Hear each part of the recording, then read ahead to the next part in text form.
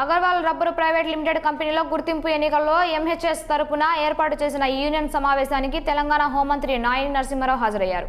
ఈ సందర్భంగా ఆయన మాట్లాడుతూ ఈ నెల 4వ తేదీన జరగనున్న యూనియన్ ఎన్నికల్లో కార్మికులందరూ కలిసి హెచ్ఎంఎస్ను తప్పకుండా గెలిపించాలని ఆయన కోరారు.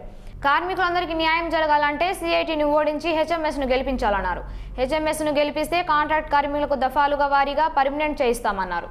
సిఐటి చూపించే డబ్బు మధ్యానికి ఆశపడకుండా హెచ్ఎంఎస్ను గెలిపించాలని ఆయన కార్మికులను కోరారు. మాకు అవసరం లేదు సార్, సిఐటి మళ్ళీ హెచ్ఎంఎస్ పెట్టండి, మీరు శ్రీనివాసరెడ్డిని పెట్టండి, మేము గెలిపిస్తామని చెప్పి నా దగ్గరకు అందరూ వస్తే శ్రీనివాసరెడ్డిని ఒప్పించి, శ్రీనివాసరెడ్డి అడ్వకేట్ అయినా, trade union leader, standing committee member, corporation వాళ్ళంతా సిద్ధంగా ఉన్నారు. కాబట్టి మేము కార్మికులకు కోరేది ఏంటంటే కార్మికులకు న్యాయపరంగా చట్టపరంగా వచ్చే హక్కులన్నీ కూడా ఇప్పిస్తుంది హెచ్ఎంఎస్ తప్పకుండా. నేను లేబర్ మినిస్టర్ కూడా ఇటు మేనేజ్మెంట్కు కార్మికులకు ఇద్దరిని కూడా సమన్వయం చేసి నడిపిస్తాం. మేనేజ్మెంట్కి అన్యాయం చేయాలా, కార్మికులకి లాభం చేయాలా, కార్మికులకు అన్యాయం చేయాలా, మేనేజ్మెంట్కి అన్యాయం చేయడం కాదు.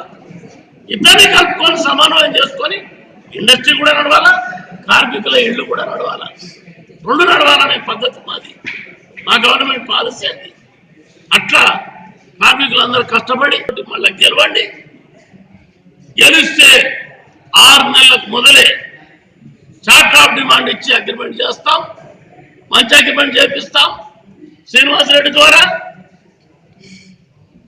తర్వాత కొంతమందిని పర్మనెంట్ చేపిస్తాం, వాళ్ళకు వచ్చే హక్కులన్నీ కూడా ఇప్పిస్తాం.